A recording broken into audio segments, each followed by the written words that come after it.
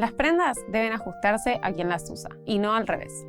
Confeccionar mi propia lencería me permitió conectarme con mi cuerpo y encontrar nuevas posibilidades de expresión.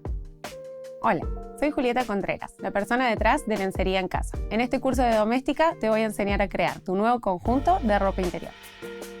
Siempre me costó trabajo encontrar prendas íntimas con las que me sintiera cómoda. Por eso fue muy bonito cuando descubrí que cada persona puede crearlas con sus medidas y estilo propio.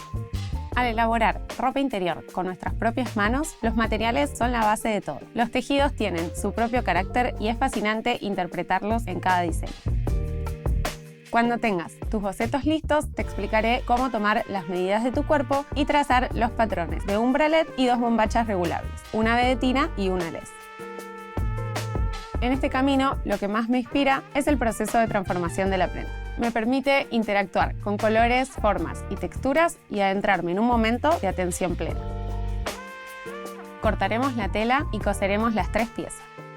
El objetivo es que el resultado abrace la piel, acompañe nuestro estado de ánimo y nos transporte a donde querramos estar. Para esto haremos terminaciones prolijas y añadiremos algunos detalles que harán toda la diferencia. Y para finalizar, te compartiré mis consejos para cuidar tu nueva lencería. Al terminar las lecciones tendrás un conjunto personalizado.